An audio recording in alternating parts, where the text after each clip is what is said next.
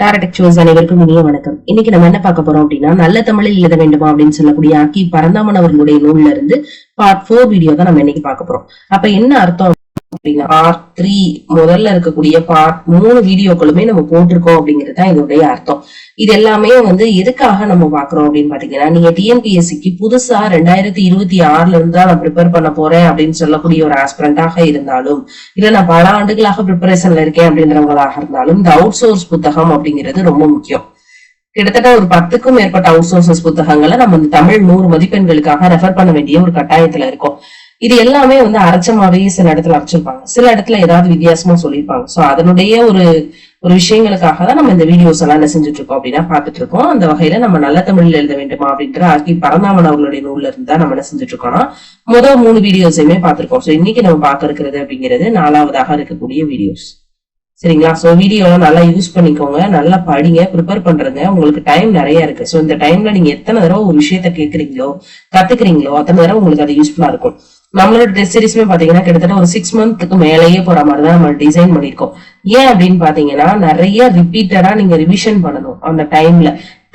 அதாவது டெஸ்ட்டுக்கு முன்னாடியே நீங்க டெஸ்ட் சீரிஸ் முடிச்சீங்கன்னா தான் அந்த டெஸ்ட் சீரிஸ்க்கு அப்புறமா இருக்கக்கூடிய அந்த பிரிலிம்ஸ்க்கான டைமிங்ல அல்லது குரூப் 4க்கான அந்த டைமிங்ல உங்களுக்கு ரிவிஷன் பண்றதுக்கு வசதியா இருக்கும். சரி, வாங்க வீடியோக்குள்ள போலாம். இன்னைக்கு நம்ம பார்க்கக்கூடியது திணை. சோ திணை அப்படின்னு என்ன அர்த்தம் அப்படின்னா, இந்த திணை அப்படிங்கிறது உயர்திணை, அக்ரிணை. சரிங்களா? இந்த திணைனா நம்மளுடைய சிறுதானியங்கள் இருக்கு இல்லையா, அந்த திணையில சொல்லுவாங்க. இது ஒழுக்கம் அப்படின்ற ஒரு பெயர்ல இருக்கும். சோ உயர்வு திணை, அக்ரிணை. அல் கூட்டல் திணை அப்படின்னு சொல்லி இதை என்ன செய்யலாம் அப்படின்னா பிரிக்கலாம். அல் கூட்டல் திணை அப்படின்னு என்ன அர்த்தம் அப்படின்னா, உயர்வு அல்லாத திணை, அக்ரிணை. சரிங்களா? இதுல எதெல்லாம் உயிர்ணை எதெல்லாம் அக்ரிணைன்னு சொல்றாங்கன்னா, மக்கள், தேவர், நரகர் இவங்க எல்லாமே அதாவது விலங்குகளை விட உயர்வானவர்கள். சோ உயர்திணை. நாய், மரம், மலை, கல்லு, மரம், செடி, கொடி இது எல்லாமே அக்ரிணை. சரிங்களா? உயர்வு அல்லாதது. சரிங்களா?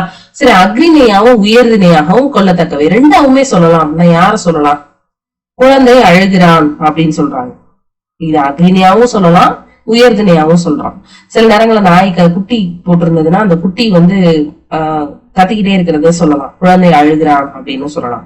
இது அக்ரிணையாகவும் சொல்லலாம், உயர்திணையாகவும் சொல்லலாம். அக்ரிணையிலையும் குழந்தை நம்ம மென்ஷன் பண்றது எதை? நாயோட குட்டிய. சரிங்களா? குழந்தை அழுகிறது, பூனைக்குட்டி கத்தும் போது குழந்தை அழுகுது, பிள்ளை அழுகிற மாதிரியே அழுகுதுன்னு சொல்லுவாங்க. அடுத்து பாருங்க, கடவுள் இருக்கிறார். கடவுள் இருக்கிறார்னு சொல்லலாம், கடவுள் இருக்கிறதுன்னு சொல்லலாம். இந்த மாதிரி சில எக்ஸப்ஷன் கேசஸும் என்ன செய்யுது அப்படின்னா இருக்கு. குழந்தையையும் கடவுளையும் உயர்திணையாகவும் அக்ரிணையாகவும் சொல்வது மரபு. அப்ப குழந்தை அப்படின்றத உயர்திணையாவும் சொல்லலாம், அக்ரிணையாவும் சொல்லலாம். நீங்க கேட்கலாம், குழந்தை உயர்திணை தானே, ஏன் அழுகிறது அப்படின்னு சொல்றீங்க அப்படின்னு சொன்னா, குழந்தை தானே, அதுக்குன்னு வயது கிடையாதுல்ல, அந்த குழந்தை அழுகுது அவ்வளவுதான். இவ்வளவு வயசுக்கு மேலன்றது இருக்குல்ல, சோ அதை நம்ம அக்ரிணையா சொல்றதுல ஒண்ணும் தப்பு இல்ல. இந்த மாதிரி சில இடங்கள்ல நமக்கு அந்த வேறுபாடு. ஆனா இப்ப அந்த நாயை அழுகிறானோ, அது கண்ணுக்குட்டியை அழுகிறான் அப்படின்னு சொல்றாங்க அப்படின்னா, அது திணையில் ஏற்படக்கூடிய ஒரு குற்றம், திணை வழுல அது வரும். சரிங்களா? நான் முதல்ல சொன்னேன் இல்லையா, கண்ணுக்குட்டி கத்தும் போது குழந்தை அழுகுது அப்படின்னு சொல்லுவாங்க. சில வீடுகள்ல என்ன சொல்லுவாங்க, ஏன்னா அந்த நம்ம பசுக்களை நம்மளுடைய பிள்ளைகளாவே பாதிக்கக்கூடிய வழக்கம் அப்படிங்கிறது இருக்குது. அப்ப அந்த இடத்துல அது ஏற்படக்கூடிய வலு திணை வலு. ஆனா இந்த இடத்துல ஏன் குழந்தை அழுகுதுன்னு சொல்றாங்க? குழந்தை அழுகிறது அப்படின்னு சொன்னா அதுக்கு அதை நீங்க உயர்திணை தானே, ஏன் அக்ரிணையா சொல்றீங்கன்னு கேட்க முடியாது. இந்த இடத்துல குழந்தைய உயர்திணையாகவும் கருதலாம், அக்ரிணையாகவும் கருதலாம். அதே மாதிரிதான் கடவுள். கடவுள் உயர்திணைன்னு கிடையாது, கடவுளை அக்ரிணையாகவும் கருதலாம். கல்லாக, மரம் எல்லாத்துலயுமே கடவுள் இருக்காருன்னு சொல்லுவாங்க. சோ இது ஒரு மரபு. அடுத்துதான் நம்ம பார்க்கக்கூடியது பால். சரிங்களா? ஆண் பால், பெண் பால், பலர் பால், ஒன்றன் பால், பலவின் பால் சொல்லி எத்தனை பால் இருக்கு? 5 பால் இருக்கு. சரிங்களா? தோழன், புதல்வன், அவன் அப்படின்னு சொல்லி ஒரு ஆணை குறிக்கக்கூடிய பால் ஆண் பால். திருவள்ளுவர், கம்பர், சரிங்களா, கண்ணன், இந்த மாதிரி ஆண்களை குறிக்கக்கூடியது எல்லாமே ஆண் பால். சரிங்க. பெண் பால் கவிதா, வளர்மதி, தோழி, புதல்வி, ஆசிரியை, மாணவி இது எல்லாமே பெண் பால், பெண்களை குறிக்கக்கூடியது. அடுத்து பலர்பால். பலர்பால் அப்படின்னு சொல்லும் போது என்ன வரும்? ஃப்ரெண்ட்ஸா குரூப்பா இருந்தாங்கன்னா தோழியர்கள், புதல்வியர், அவர், அவர்கள், அந்த மாதிரி நிறைய இருக்கிறது. சோ இந்த மாதிரி இருக்கிறது பலர்பால். சரிங்களா? அப்ப பலரும் இருக்கிறது. இந்த பலர்பால்ல எல்லா ஏஜ் குரூப் லேடிஸும் இருக்கலாம். சரிங்களா? சில இடங்கள்ல அவர்கள்னு சொல்லுவாங்க. அப்ப அவர்கள்னு சொல்லும் போது அதுல ஆணும் இருக்கலாம், பெண்ணும் இருக்கலாம். ஆசிரியர்கள்னு சொல்லும் போது ஆண் ஆசிரியர்களும் இருக்கலாம், பெண் ஆசிரியர்களும் இருக்கலாம். சோ அப்படிலாம் இருந்ததுன்னா அது பலர்பால். இந்த மூணுமே உயர்திணைக்கு உரியவை. முதல்ல இருக்கக்கூடிய மூணு ஆண்பால், பெண்பால், பலர்பால், இது மூணும் உயர்திணைக்குரியது. அடுத்ததா இருக்கிறது ரெண்டு அக்ரிணைக்குரியது. அது என்னது? ஒன்றன் பால். ஒரே ஒரு மாடு இருக்கு, ஒரே ஒரு மரம் இருக்கு, ஒரே ஒரு பன்னி இருக்கு அப்படின்னு சொன்னா அது ஒன்றன் பால். சரிங்களா? மாடு, கழுத, குதிரை எல்லாமே வளர்க்குறியா, எல்லாமே கலந்துருக்கு அப்படின்னு சொல்லும் போது அவைகள், மாடுகள், கிளைகள், அந்த மாடுகள்ல ஆண்குட்டி இருக்கும், பெண் அந்த காளை, பசு இது எல்லாமே இருக்கும். இந்த மாதிரி கலந்து இருக்கிறது நிறைய அக்ரிணை உயிரினங்கள் இருக்கிறதெல்லாம் என்ன சொல்லுவாங்கன்னா பலவின் பால் அப்படின்னு சொல்லுவாங்க. இது ரெண்டுமே அக்ரிணைக்கு உரியது. சரி, இதுல ஒருவன் அப்படின்றது ஆண் பாலையும் ஒருத்தின்றது பெண் பாலையும் குறிக்கும். அதாவது ஒருவனுக்கு பெண் பால் ஒருவள் என்று எழுதுவது தவறு. ஒருவனுக்கு ஒருத்தி அப்படின்னா எழுதணுமே தவிர ஒருவனுக்கு பெண் பால் ஒருவள்னு எழுதுனா அது தப்பு. இந்த ஸ்டேட்மெண்ட்டை நல்லா கவனிச்சுக்கோங்க. ஒருவனுக்கு ஒருத்தின்னு எழுதணும், ஒருவனுக்கு பெண் பால் ஒருவள் அப்படின்னு எழுதக்கூடாது. ஒருவள்னு சொன்னாலே அது பெண் தானே, அப்புறத்துக்கு இந்த இடத்துல பெண் பால்னு நம்ம போடணும். சோ இந்த மாதிரியான எக்ஸெப்ஷன் கேசஸ் இருக்கு. ஆண் பலர்பாலும் பெண் பலர்பாலும் ஆண் பெண் கலந்த பலர்பாலும் உண்டு. என்ன அர்த்தம் அப்படின்னா, இப்ப சொல்றாங்க அந்த இடத்துல அவர்கள் ஆசிரியர்கள்னு சொல்றாங்க. அவர்கள் ஆசிரியர்கள் அப்படின்னு சொல்லும் போது இந்த ஆசிரியர் குரூப்ல ஆண்கள் மட்டும்தான் இருக்கிறாங்க. எந்த ஏஜ் குரூப் ஆண்கள் வேணாலும் இருக்கலாம். சோ அந்த பலர்பால்ல ஆண்கள் மட்டுமே இருக்கக்கூடிய ஆண் பலர்பாலும் இருக்கு, பெண்கள் மட்டுமே இருக்கக்கூடிய பெண் பலர்பாலும் இருக்கு, இவங்க ரெண்டு பேரும் கலந்த பலர்பாலும் இருக்கு அப்படின்னு சொல்றாங்க. பாருங்க, புதல்வர் அப்படின்னா ஆண்கள்ல பலர்பால், நிறைய ஆண்கள் அந்த இடத்துல இருக்காங்கன்னு அர்த்தம். புதல்வியர் பெண்கள்ல பலர்பால், நிறைய பெண்கள் இருக்காங்கன்னு அர்த்தம். மக்கள் அப்படின்னா ஆண் இருக்கலாம், பெண் இருக்கலாம், மாந்தர் ரெண்டு பேருமே இருக்கலாம். சரிங்களா? சோ இந்த மாதிரி எல்லாம் இருக்கு. இதுல மக்கள்கள், மாந்தர்கள், பலர்கள் அப்படின்னு எழுதுறது தப்பு. இங்க ஆல்ரெடி கல்விகுதி வந்துருச்சு, மாந்தர் அர்விகுதி வந்துருச்சு, பலர்கள் அப்படின்னு போடக்கூடாது, இங்கேயே அர்விகுதி பலர்னு வந்துருச்சு. சோ அந்த இடத்துல எக்ஸ்ட்ரா கொண்டு போய் எழுதுறது பிழை. அடுத்து பாருங்க, மரியாதை கலந்த பன்மை. இந்த இடத்துல என்ன யூஸ் பண்ணணும்? நான் என் தாயார் சொற்படி நடக்கிறேன், ஔவையார் நல்வழியை எழுதினார் அப்படின்னு சொல்லும் போது ஔவையார் தன் நூலில் கூறியபடி நடந்தார் என்று எழுதுவது தவறு. எப்படி சொல்றாங்கன்னு பாருங்க. நான் என் தாயார் சொற்படி நடக்கிறேன், ஔவையார் நல்வழியை எழுதினார் அப்படின்னு கொடுத்திருக்காங்க. சரிங்களா? ஔவையார் நல்வழின்னு ஒரு இதை எழுதியிருக்கிறாங்க. நான் எங்க அம்மா சொல்படி அது மாதிரி நடக்கிறேன் அப்படின்னு சொல்றேன். இதுல என்ன சொல்றாங்கன்னா, ஔவையார் தன் நூலில் கூறியபடி நடந்தார் அப்படின்னு எழுதக்கூடாது. ஏன்னா ஔவையாருடைய அந்த சிறப்பு, அவருடைய தமிழ் புலமை, அவருடைய அந்த ஒரு உயர்வு கருதி என்ன சொல்லக்கூடாதுன்னா தன்னுன்னு சொல்லக்கூடாது. அவர் எப்படி சொல்லணுமா? தம் அப்படின்னு சொல்லணுமா? சரிங்களா? இப்ப சொல்றாங்க, பாரத பிரதமர் நாளை தம்முடைய பிறந்த நாளை கொண்டாடுகிறார் அப்படின்னு சொல்லணும். இங்க தன்னுடையன்னு தானே போடணும் அப்படின்னு நீங்க போய் அந்த இடத்துல கேட்க முடியாது. அவருடைய பதவி, அவருடைய உயர்வு அதெல்லாத்தையும் கருதி என்ன செய்வாங்க? தம்முடையன்னு மாத்திக்குவாங்க. அதுதான் இந்த இடத்துல ஔவைக்கு சொல்லியிருக்காங்க. திருக்குறள், அதாவது திருவள்ளுவரையும் இந்த இதுக்கு எடுத்துக்காட்டாக சொல்லலாம். திருவள்ளுவர் தமது அதிகாரத்தில் பலமுறையாக இந்த விஷயத்தை வலியுறுத்துகிறார். தமதுன்னு சொல்லணும், தனதுன்னு சொல்லக்கூடாது. இந்த மாதிரி விஷயங்கள் ரொம்ப முக்கியம். இந்த மாதிரி இதெல்லாம் பிழை திருத்தங்கள்ல கேட்கறதுக்கு நிறைய வாய்ப்புகள் இருக்கு. நல்லா கவனிச்சுக்கோங்க. ஒரு பெரிய ஒரு ஆளுமை, ஒரு மிகச்சிறந்த ஒரு ஆளுமை, அந்த மாதிரி வரக்கூடிய இடங்கள்ல தன் அப்படின்னு அவரை பத்தி அவரை சொல்ற மாதிரி எழுதக்கூடாது. இப்ப வள்ளுவர் தன் வாய்மொழியில் அப்படின்னு எழுதணும்னா வள்ளுவர் தன் வாய்மொழியில் கூறியுள்ளார்னு எழுதக்கூடாது. வள்ளுவர் தம் வாய்மொழியில்னு தான் எழுதணும். தம்முன்னு தான் வரணுமே தவிர தன்னு என்ன செய்யக்கூடாது, வரக்கூடாது. ஏன்னா வள்ளுவருடைய உயர்வு கருதி நம்ம அதை சொல்லணும். கம்பர் தம் பாடல்களில் அதை வெளிப்படுத்துகிறார். கம்பர் தம் பாடல்கள்னு தான் சொல்லணுமே தவிர தன்னுன்னு சொல்லக்கூடாது. இது ரொம்ப முக்கியமான ஒரு ஸ்டேட்மெண்ட். இந்த ரூலுக்கு பேர் என்னன்னா மரியாதை பன்மை. அடுத்து பாருங்க, பலர்பால். பலர்பால்னா நம்ம சொல்லிட்டோம், ஆடவர்கள்.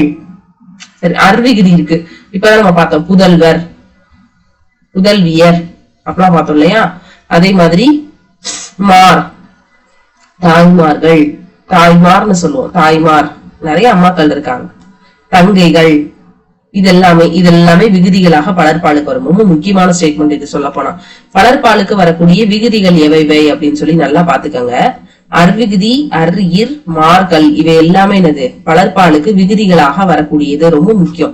இப்ப பாருங்க, தோழி அப்படின்னு சொன்னா தோழியர், நங்கைன்னு சொன்னா நங்கையர். அப்ப இவங்க ரெண்டு பேருக்கு வரக்கூடிய அந்த விகுதின்றது கடைசி எழுத்து. அப்ப அதை அருன்னு சொல்லுவோம்.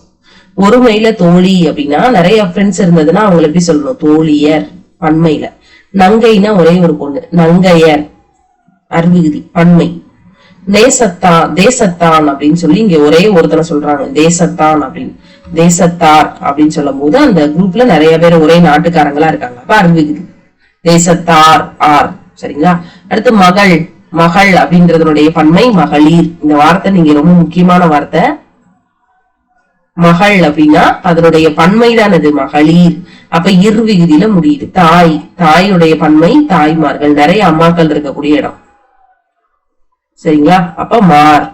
கோ பசு. கோக்கள் கள் விகுதி. சரிங்களா? இப்ப பாருங்க, சாரி, இந்த இடத்துல கோன்றது அரசனையும் குறிக்கும். நான் என்ன சொல்றேன்னா பசுன்னு சொல்லியிருப்பேன். கோனா பசு, அதாவது கோமுகி அப்படின்னு சொல்லுவாங்க, பசுவோட முகம். ஆனா அந்த இடத்துல நம்ம உயர்திணையை குறிக்கிறதுனால பலர்பாலை பத்தி பேசிட்டு இருக்கோம். அப்ப அந்த இடத்துல கோங்கிறது அரசன் அப்படின்ற பொருள். அப்ப நிறைய அரசர்கள் இருந்தா கோக்கள்னு தான் சொல்லணும். அப்ப கல்விகுதி. இப்பதான் நம்ம அக்ரிணையை பத்தி பேச போறோம். ஒன்றன் பால் பலவின் பால். சில அக்ரிணை ஒன்றன் பால் பெயர் விகுதி கொண்டது அப்படின்னு சொல்றேன். இப்ப நான் கொண்டதுன்னு சொல்றேன். ஒரே ஒரு எருமை வருது வருகிறது அப்படின்னு தான் சொல்லணும். ஏன்னா அது ஒன்னே ஒண்ணுதானே வருது. ஏன் எப்ப பார்த்தாலும் குலைச்சுக்கிட்டே இருக்கு அப்படின்னு சொல்றப்போ ஒரு நாய் குலைக்குதுன்னு தானே அர்த்தம். அது அப்படின்றதுடைய அந்த விகுதியில அது அப்படின்னு சொல்லணும். தூன்ற விகுதி அக்ரிணை ஒன்றன் பாலுக்கு உரியது. பிரிது, அது, எது, சிறியது, நல்லது, இதெல்லாமே ஒன்றன் பால். ஒன்றன் பாலும் பலவின் பாலும் எந்த திணைக்குரியது? அக்ரிணைக்கு உரியது. சரி, அடுத்து பலவின் பால். அக்ரிணையில என்ன இருக்குன்னா நிறைய குரூப் ஆஃப் அக்ரிணைகள் இருக்கு. மாடுகள் இருக்கலாம், ஆடுகள், யானைகள், எல்லாமே சேர்ந்த கால்நடைகள், இந்த மாதிரி எல்லாம் இருக்கலாம். சோ அக்ரிணை பலவின் பால்களுக்கு ஆவும் வை கல் இது மூன்றுமே என்னதுன்னா விகுதிகளாக வரும். இதுக்கு 3 விகுதிகள் இருக்கு. ஒண்ணு ஆ, இன்னொன்னு வை, இன்னொன்னு கல். இப்போ உதாரணமா சொல்றாங்க, பிற நல்லன. பிற அப்படின்னா நல்லன. இங்க ஆள முடியுது, நல்லன. அவைகள் அப்படின்னு சொல்ல, அவை அவை அவைன்றதுதான் கரெக்டான ஒரு பன்மை வருது. அவை நல்லவை. அவை நல்லவை. வை விகுதி வருதா? சரிங்களா? அவை நல்லவை. குதிரைகள் மரங்கள் கள் விகுதியில முடியுது. சரிங்களா? இப்ப பாருங்க, மாடு வந்தது. ஒன்னே ஒண்ணுதான் இருக்குது, அதனால நான் என்ன சொல்றேன்? வந்ததுன்னு சொல்றேன். இதே இந்த இடத்துல நிறைய மாடுகள் இருந்ததுன்னா நான் என்ன சொல்லுவேன்? வந்தன அப்படின்னு சொல்லுவேன். மரங்கள் அசைந்தன. சரிங்களா? அப்படி சொல்றது. அவை நல்லவை. அவை இவை கெட்டவை. குதிரைகள் மரங்கள்லாம் கல்விகுதிகள்ல கொண்டது. ரொம்ப முக்கியமான ஸ்டேட்மெண்ட். அடுத்து பாருங்க, பால் பகா அக்ரிணை. ரொம்ப முக்கியமான ஒரு போர்ஷன் இப்பதான் நம்ம பாக்குறோம். ஒன்றன் பால் என்றும் பலவின் பால் என்றும் பகுக்க முடியாத மாதிரி இருக்கிறதா பால் பகா அக்ரிணை. இது ஒன்றன் பால்னு சொல்ல முடியாது, எப்படி சொல்றது, பலவின் பால்னு சொல்ல முடியாது. இப்ப உதாரணமா ஒரு தேங்காய் வாங்கினேன் அப்படின்னு சொல்றேன். தேங்காய்ன்றது ஒன்னே ஒண்ணுதானே. தேங்காய் வாங்கினேன். 100 தேங்காய்கள் வாங்கினேன் அப்படின்னு சொல்ல மாட்டேன். 100 தேங்காய் வாங்கினேன் அப்படிதான் சொல்லணும். இப்ப இதை ஒன்றன் பால்னு சொல்லுவோமா, பலவின் பால்னு சொல்லுவோமா? இங்க ஒன்னே ஒண்ணு இருக்கிறதுனால இதை ஒன்றன் பால்னு சொல்ல முடியாது. இங்க 100 தேங்காய் இருக்கிறதுனால இந்த பலவின் பால்னு சொல்ல முடியாது. இந்த மாதிரி பகுக்க முடியாத விஷயங்களுக்கு பேர் தான் பால் பகா அக்ரிணைன்னு பேரு. மரம் விழுந்துருச்சான் அப்படின்னு சொல்றோம். மரம் விழுந்துருச்சான். அந்த இடத்துல மரம் எல்லாம் விழுந்துருச்சான். அப்ப மரம் விழுந்தன பன்மையில இது ஒருமை. இத நீங்க என்ன சொல்லுவீங்க? பன்மைன்னு தானே சொல்லுவீங்க. ஆனா தப்பு. மரம்ன்றத மரங்கள்னு அசைந்தன. மரம் அசைந்தன. சரிங்களா? இந்த இடத்துல இது ஒரு ஸ்டேட்மெண்டாக நம்ம பாக்குறோம். இதை கொடுத்தும் பிழை திருத்தங்களை கேட்கலாம். இங்க கொடுத்திருக்காங்க பாருங்க எக்ஸ்பிளனேஷன். கொடுத்திருக்காங்க பாருங்க எக்ஸ்பிளனேஷன். ஒரு தேங்காய், இதில் ஒரு என்பது கொண்டு தேங்காய் ஒன்றன் பால்னு சொல்றோம். 100 தேங்காய் அப்படின்னு வரும்போது இதுல இருக்கக்கூடிய 100 இருக்கிறதுனால தேங்காயை பலவின் பால்னு சொல்றோம். விழுந்தது அப்படிங்கிறதுனால மரம் ஒருமை என்றும், விழுந்தன அப்படின்றதுனால மரம் பன்மைன்னு சொல்றோம். ஆனா அவங்க எக்ஸப்ஷன் என்ன சொல்லிருக்காங்க பாருங்க, 100 தேங்காய் என்று எழுதுவது பிழை கிடையாது. பால் பகா அக்ரிணைகள் பால் பொது மைய அப்படின்னு சொல்லியிருக்காங்க. இந்த இடத்துல மரங்கள் அசைந்தன, மரங்கள் விழுந்தன அப்படின்னு அப்படிதான் நம்ம எழுதணும். ஆனா சில நேரங்கள்ல மரம் விழுந்தது, மரம் விழுந்தன அப்படின்னு போட்டாலும் அது தவறு கிடையாது. ஏன்னா இதுக்கு பேர் பால் பகா அக்ரிணைகள், அதை பிரிக்க முடியாது. சரிங்களா? இப்ப அதைத்தான் இவங்க சொல்லியிருக்காங்க. இந்த இடத்துல ஒரு தேங்காய்ன்றதுனால நம்ம இதை ஒருமைன்னு சொல்லலாம். 100 தேங்காய் இருக்கிறதுனால இதை பன்மைன்னு சொல்லலாம். ஆனா இது என்ன சொல்லலாம்? இது ரெண்டையும் சேர்ந்து பால் பகா அக்ரிணைன்னு சொல்லலாம். சரிங்களா? ஒரு தேங்காய்ன்றதுனால அது ஒருமைன்னு சொல்றோம். நிறைய இருந்தா அதை என்ன சொல்றோம்? பலவின் பால் அப்படின்னு சொல்றோம், நிறைய தேங்காய் இருக்கிறதுனால. ஆனா அது என்ன சொல்றாங்க அப்படின்னா, இந்த மாதிரியான கேசஸ் நம்ம என்ன சொல்றோம்னா ஒருமை பன்மைன்னு பிரிக்க முடியாத இடங்களாக பால் பகா அக்ரிணைக்குள்ள நம்ம இத கொண்டு வரோம். அதே மாதிரிதான் இங்க கொடுத்திருக்காங்க பாருங்க எண் அப்படின்றது. என்னன்னா அர்த்தம், ஒருமை பன்மைன்னு 2 டைப். என்னன்னா ஒருமை பன்மை. ஒன்னே ஒண்ணு இருந்துச்சுன்னா அதுக்கு பேர் ஒருமை. இப்ப நம்ம பார்த்தோம் நாய் ஒன்னே ஒண்ணுதான் இருக்குது, நிறைய இருந்ததுன்னா நாய்கள். நீங்க இப்ப இந்த இடத்துல கேட்கலாம், எனக்கு நீங்க என்ன சொல்றீங்கன்னு புரியல அப்படின்னா, இப்ப நான் என்ன சொல்றேன்னா, ஒரு காட்டுக்குள்ள போறோம், காட்டுக்கு சென்றோம் அப்படின்னு தான் சொல்லுவீங்க. காட்டுக்குள்ள நிறைய வந்து காடுகளுக்குள் சென்றோம் அப்படின்னு சொல்ல மாட்டோம். அது மாதிரி இந்த இடத்துல ஒரு தேங்காய் வாங்குனீங்க அப்படின்னா நம்ம அதை யூஸ்வலி ஒருமைன்னு சொல்றது இயற்கை, அது ஒண்ணும் பிரச்சனை இல்லை, ஒருமை. சரிங்களா? அதே மாதிரி இது என்ன சொல்லுவோம், ஒருமைக்கு இன்னொன்னு என்ன சொல்லுவோம்னா, ஒரே ஒரு தேங்காயை பத்தி மட்டும்தானே பேசுறாங்க, அப்ப இது ஒன்றன் பால். இங்க 100 தேங்காய் அப்படின்றதுனால இத பலவின் பால் அப்படின்னு நம்ம சொல்லுவோம் தானே அப்படின்னு சொல்றாங்க. ஆனா இது என்ன சொல்றாங்கன்னா 100 தேங்காய் அப்படின்றத பலவின் பால்னு சொல்றோம். இந்த இடத்துல என்ன சொல்றாங்கன்னா 100 தேங்காய் என்று எழுதுவது பிழை கிடையாது. நீங்க இந்த இடத்துல 100 தேங்காய் இருக்கிறதுனால 100 தேங்காய்கள்னு தான் நீங்க எழுதணும் அப்படின்ற எந்த அவசியமும் கிடையாது அப்படின்றதுதான் இவ்வளவு நேரம் இதுல சொல்ல வராங்க. மரம் விழுந்தது, அப்ப நிறைய மரங்கள் விழுந்துச்சுன்னா மரங்கள் விழுந்தன அப்படின்னு தானே நம்ம எழுதுவோம், மரங்கள் விழுந்தன. ஆனா அந்த இடத்துல மரம் விழுந்தனன்னு சொல்லி என்ன செஞ்சிருக்காங்கன்னா பலவின் பால் எழுதியிருக்காங்க. இதையும் நம்ம தவறாக எடுத்துக்கொள்ள முடியாது. ஏன்னா இந்த மாதிரியான வார்த்தைகளுக்கு பேரு பால் பகா அக்ரிணைங்கிறத இந்த இடத்துல நமக்கு சொல்ல வராங்க. சோ அதே மாதிரிதான் எண் அப்படின்றது ஒன்னே ஒண்ணு இருந்ததுன்னா ஒருமை, நிறைய இருந்ததுன்னா பன்மை. அது என்னென்ன இடத்துல எல்லாம் விரவி வருது அப்படின்னு பாருங்க. கீழ்காணும் வாக்கியங்கள் படிக்கன்னு சொல்லியிருக்காங்க. நானும் நீயும் செய்தோம், நானும் அவளும் செய்தோம். இந்த உம்ன்றது 2 தடவை என்னன்னா என்னுமைன்னு படிச்சோமா, நானும் நீ நம்ம 2 பேரும் தானே செஞ்சோம் செய்தோம், தன்மையும் முன்னிலையும் வருது. நானும் நீயும், நானும் அவனும், இந்த இடத்துல தன்மையும் படற்கையும் வருது. சரிங்களா? நானும் நீயும், நானும் அவனும், இந்த மாதிரி எல்லாம் வந்து என்ன சொல்லிருக்காங்க அப்படின்னா இந்த இடங்கள் வந்து விரவி வர்றது. நீங்க நல்லா பாருங்க, நான் அப்படின்னு சொன்னா அது தன்மை, நீ அப்படின்னு சொன்னா அது முன்னிலை. ஆனா இந்த இடத்துல எதை வச்சு முடிஞ்சிருக்கு, முன்னிலையான விகுதியை வச்சுதான் முடிஞ்சு. செய்தோம், நானும் அவனும் செய்தோம், இது தன்மை, இது படற்கை. அதே மாதிரி பாருங்க, நானும் நீயும் அவனும் செய்தோம், முன்னே வருது, தன்மை வருது, முன்னிலை வருது, படற்கை வருது. சோ செய்தோம் விகுதி. நாமும் அப்படின்னு என்ன அர்த்தம், இந்த இடத்துல நான் அப்படின்றது தன்மையில ஒருமை, நான் என்ன பத்தி மட்டும்தான் பேசுறேன். இந்த இடத்துல இருக்கிறது முன்னிலையில ஒருமை, இந்த இடத்துல பன்மையில ஒருமை. இங்க பாருங்க, நாமும் அப்படின்னு சொல்லும் போது இந்த கூட்டம் ஃபுல்லா சேர்த்துக்கிறோம். அப்ப தன்மையில பன்மை, நீங்கள் முன்னிலையில பன்மை, அவர்கள் படற்கையில பன்மை, செய்தோம். சோ இந்த விகுதிகளை வச்சு இந்த இடத்துல என்ன சொல்லியிருக்காங்கன்னா ஒரு ஸ்டேட்மெண்ட்டை கொடுத்து நமக்கு சொல்லியிருக்காங்க. இதெல்லாம் இடங்கள் விரவி வரக்கூடிய இடம். இங்க பாருங்க, நீயும் அவனும் செய்தீர்கள். நீ அப்படின்னா முன்னிலை, ஒரே ஒருத்தனை சொல்றாங்க. அவன் படற்கையில ஒருமை, செய்தீர்கள். இந்த மாதிரியான ஸ்டேட்மெண்ட் எல்லாம் நீங்க நல்லா படிக்கும் போது மட்டும்தான் உங்களுக்கு அது புரியும். நீங்களும் அவர்களும் செய்தீர்கள் அப்படின்னாங்க. நீங்களும் செஞ்சிருக்கீங்க, அவங்களும் செஞ்சிருக்காங்க. செய்தீர்கள்னு தான் சொல்லணுமே தவிர செய்தார்கள்னு சொல்ல முடியாது. நீங்களும் அவர்களும் செய்தீர்கள். நீயும் முன்னிலையில ஒருமை, நானும் தன்மையில ஒருமை, செய்தோம். நீங்களும் நாங்களும் செஞ்சோம், நீங்களும் செஞ்சீங்க. அப்ப நீ அப்படின்னு சொன்னா முன்னிலை, நீங்களும் அப்படின்னு சொல்லும் போது முன்னிலையில பன்மை. இதென்ன சொல்லுவோம், நாங்கள் தன்மையில பன்மை, செய்தோம். சோ இந்த மாதிரியான இடங்கள் இப்ப நம்ம பாக்குறது இடங்கள் விரவி வரக்கூடியது. எண் பார்த்திருக்கோம், ஒன்னே ஒண்ணு இருந்ததுன்னா ஒருமை, ஒன்றுக்கும் மேற்பட்டவை இருந்தா பன்மை. மரம் மரங்கள், தேங்காய் தேங்காய்கள்னு எழுதணும், அது கரெக்ட். ஆனா தேங்காய் 100 தேங்காய் அப்படின்னு எழுதுறதுனால அது தப்பு கிடையாது அப்படின்றத சொல்றதுக்கு பேருதான் என்னது அப்படின்னா பால் பகா அக்ரிணை. உங்களுக்கு புரியும் நான் நினைக்கிறேன். ஒரே ஒரு தேங்காய் வச்சிருந்தா ஒரு தேங்காய் வாங்கினேன், 100 தேங்காய்கள் வாங்கினேன் அப்படின்னு எழுதினாலும் அந்த இடத்துல என்னதான் வரும், அது சரியாதான் வரும். அதுக்கு பதிலா 100 தேங்காய் வாங்கினேன்னு எழுதினாலும் அது சரியாதான் வரும். இந்த இடத்துல நீங்க எதை போய் தப்புன்னு சொல்லிட முடியாது. இது பால் பகா அக்ரிணைன்னு சொல்ல வராங்க. அடுத்ததான் நம்ம வேற என்ன பார்த்தோம் அப்படின்னு பாத்தீங்கன்னா ஒன்றன் பால்னா என்ன, பலவின் பால்னா என்ன அப்படின்னு பார்த்தோம். மரியாதை பன்மைனா என்னன்றத பார்த்தோம். குடியரசுத் தலைவர் நாளை தமிழகம் வருகிறார் அப்படின்னு சொல்லுவாங்க. அந்த இடத்துல வந்து என்ன சொல்லுவாங்கன்னா அந்த எதிர்காலம் நிகழ்காலம் பிரச்சனை இருக்கும். அதே மாதிரி குடியரசுத் தலைவர் தமது உரையில் தெரிவித்தாருன்னு தான் சொல்லுவாங்களே தவிர தனது உரையில்னு சொல்ல மாட்டாங்க. அவருடைய சிறப்பு கருதி இந்த இடத்த என்ன சொல்லுவாங்கன்னா தனதுன்றத தமதாக போடுறதுக்கு பேரு மரியாதை பன்மை அப்படிங்கறது அர்த்தம். சோ அந்த இடத்துல பால் என்னன்னு பார்த்தோம். அதே மாதிரி திணை பார்த்திருக்கோம். சோ இந்த எல்லாமே இந்த கிளாஸ்ல நம்ம பார்த்திருக்கோம். சோ பார்ட் 5 வீடியோ அடுத்த கிளாஸ்ல பார்க்கலாம்.